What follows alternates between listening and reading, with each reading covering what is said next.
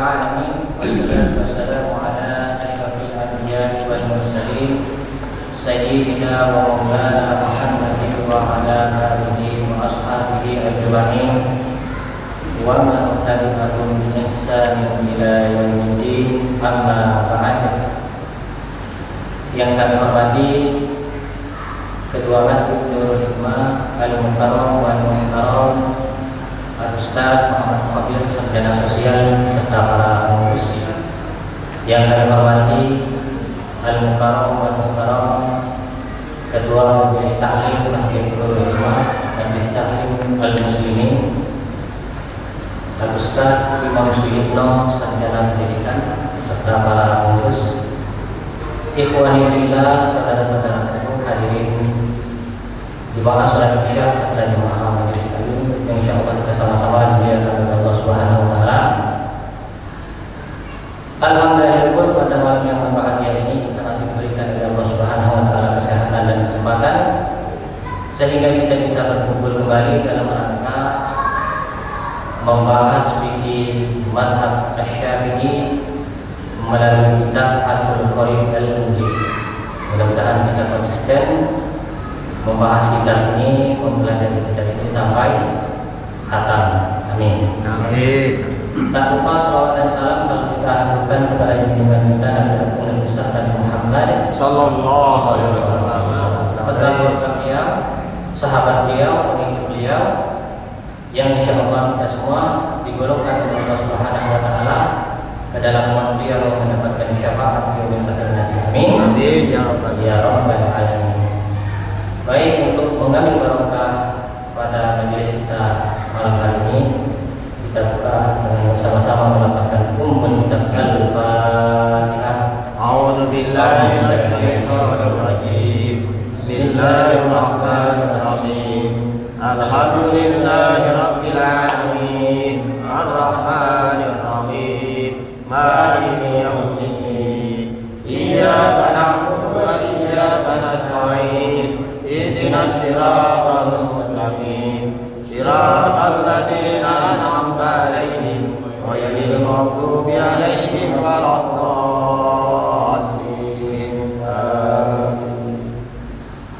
Baik, kita akan melanjutkan pembahasan kita pada materi pasal tentang ahkamil mihdati wa anwa'il mu'tadati, tentang pasal hukum-hukum iddah dan macam-macam perempuan yang beriddah. Kemarin kita sudah bahas tentang iddahnya perempuan yang merdeka, baik yang ditinggal wafat oleh suaminya maupun yang ditalak itu, artinya tidak ditinggal wafat oleh suaminya, termasuk pembagian wanita yang beriddah itu sendiri. Nah, pada malam hari ini kita akan melanjutkan pembahasan tentang iddah perempuan budak atau budak sahaya. Baik, kita lanjut. Bismillahirrahmanirrahim. Sudah dibuka semuanya di kitab masing-masing. Salah kawan-kawan dari Jemaah Tabligh, mudah-mudahan malam hari ini kita diberikan oleh Allah Subhanahu wa taala dengan keberkahan ini. Amin. Amin ya rabbal alamin. Baik, kita mulai ya. Bismillahirrahmanirrahim. Wa iddatul amati al-hamil idza tuliqat talaqan raj'iyyan aw ba'inan. Iddahnya perempuan amat atau wanita budak. Sekarang tidak ada lagi perbudakan, hadirin sekalian. Namun untuk kita tahu apa bedanya iddah perempuan merdeka dengan budak. Di sini ada perbedaan. Maka wa'idatul amatil hamil, iddahnya perempuan budak yang hamil idza tuliqat talaqan raj'iyyan aw ba'inan, apabila ditalak dengan talak raj'i atau talak ba'in. Bil hamli, dan budak tersebut dalam keadaan hamil.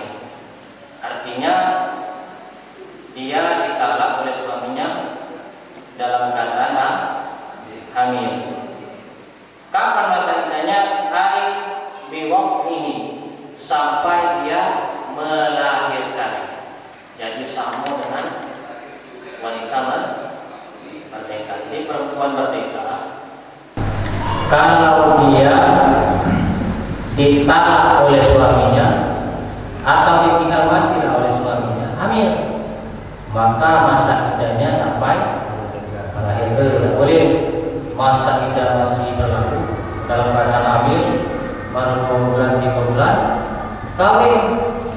Kalau dia tahu maka hukumnya zina, karena masa iddah tua. Kalau dia kawin iddahnya belum habis, dosa. Kalau tahu kata Syekh Ibrahim Al-Baiduri di dalam kitab Hasyiah Al-Baiduri itu, ya kalau musuh dia siap belajar. Karena kalau Islam kita Indonesia ini bukan hukum Islam. Kemudian yang selanjutnya, bisyarti nisbatihi ila sahibil iddati, dengan syarat menisbahkan kehamilan tadi kepada pemilik iddah, dalam artian suaminya yang mentalaknya. Jadi iddahnya perempuan budak itu sama kalau dia hamil ya sampai melahirkan tidak. Wa qawluhu berkata dari Imam Abi Sujat ka'iddatil qurratil hamil ay bijami ma sabaqa. Jadi seperti iddahnya perempuan yang merdeka yang hamil. Dijelaskan lagi oleh Syekh Ibnu Qasim Al-Ghazi, maksudnya fi jami'i ma sabaqa, pada seluruh hukum-hukumnya yang terdahulu. Jadi perempuan merdeka begitu ditalak oleh lakinya hamil sampai melahirkan iddahnya. Atau suaminya wafat, dia hamil, maka masa iddahnya dia sampai melahirkan. Begitu juga perempuan aman atau budak sahaya, maka masa iddahnya sampai melahirkan. Wabil aqrabi, sedangkan si budak tadi kalau dalam keadaan suci, artinya dia tidak hamil. Berapa masa iddahnya? Anak tanda biqur'aini, masa iddahnya 2 kali suci. Jadi seperti itu. Tidak sama dengan perempuan merdeka. Budak ini lebih ringan masa iddahnya. Jadi kalau dia tidak dalam keadaan hamil, si budak tadi, maka dia cuma 2 kali suci. Kemudian wal mubahatu wal mukatabatu wa umul waladi kal amati. Dan budak mubahan ini sebagian merdeka, sebagian masih budak. Kalau al-mukatab, budak mukatab itu budak yang berjanji dengan tuannya, kata tuannya kalau kau pacar menjadi aku duit sekian, kau merdeka. Kalau umul walad itu artinya dia lahir dari hubungan dengan tuannya, si ibunya tadi, maka disebut umul walad. Jadi statusnya itu seperti amat, budak secara umum. Jadi mau budak itu disebut amat, mubahan, mukatab atau umul walad, kalau budak-budak itu ditalak oleh suaminya, maka masa iddahnya kalau dia hamil sampai melahirkan, kalau dia suci tidak hamil, kalau dia tidak hamil maka 2 kali suci. Ya. Jadi berbeda ya. Walaupun perbudakan tidak ada lagi, tentu ini ada perbedaan. Kemudian wabisyuhuri anil wafati, dan dengan beberapa bulan dari wafat suaminya. Jadi ini budak ketika ditinggal wafat oleh suaminya, berapa masa iddahnya? An-taqtadda bi syahraini wa khamsi layali, maka masa iddahnya 2 bulan 5 malam. Cuman bukan malam saja, termasuk harinya juga. Karena dalam khasiatnya ada 5 hari 5 malam. Jadi 2 bulan 5 hari 5 malam. Ataunya 5 hari atau 2 malam. Jadi ini kalau dia ditinggal wafat oleh Jadi setengah dari masa iddah orang merdeka. Kalau merdeka kan kalau dia tidak hamil, ditinggal mati suaminya, perempuan merdeka itu 4 bulan 10 hari.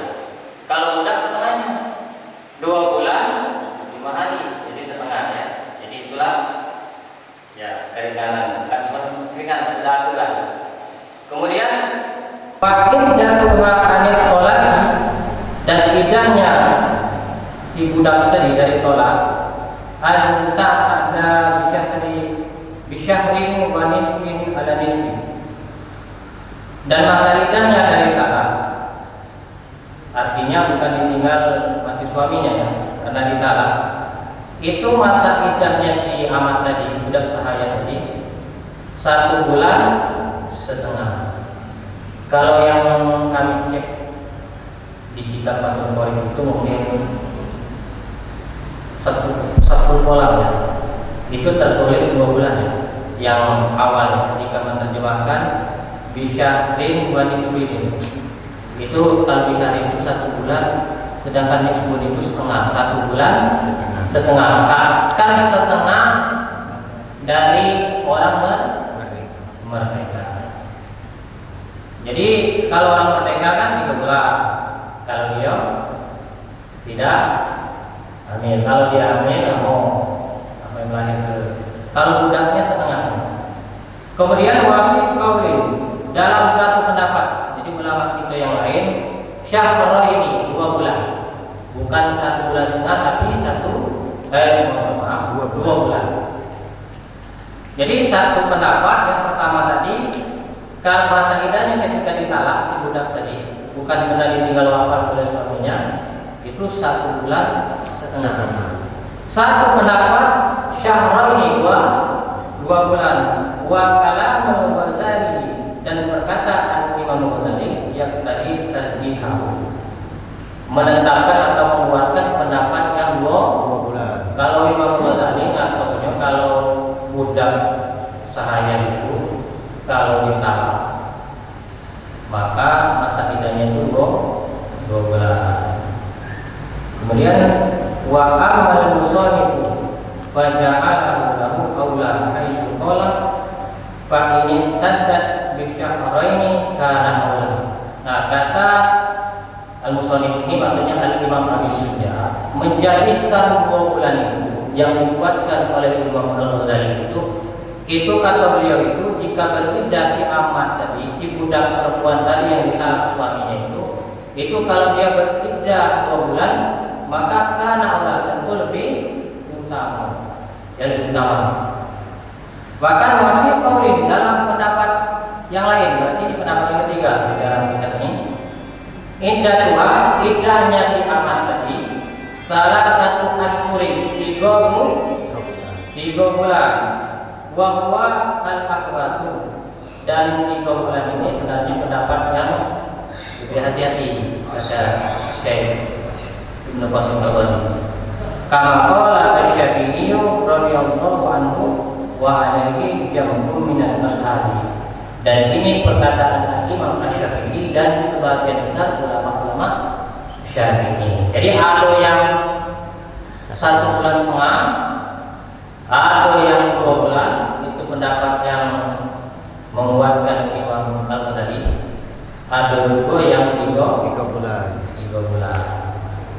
Namun kalau nak jalan tengah, ya yang kata Imam Abi Suja yang 2 bulan ini tentu lebih utama. Kalau kami tidak keliru di dalam kitab Hasyiatul Baduri 2 itu, kami lupa halamannya itu pendapat yang ketiga itu pendapat yang lain, yang tidak kuat. Kami tidak salah ya. Yang 3 bulan ya.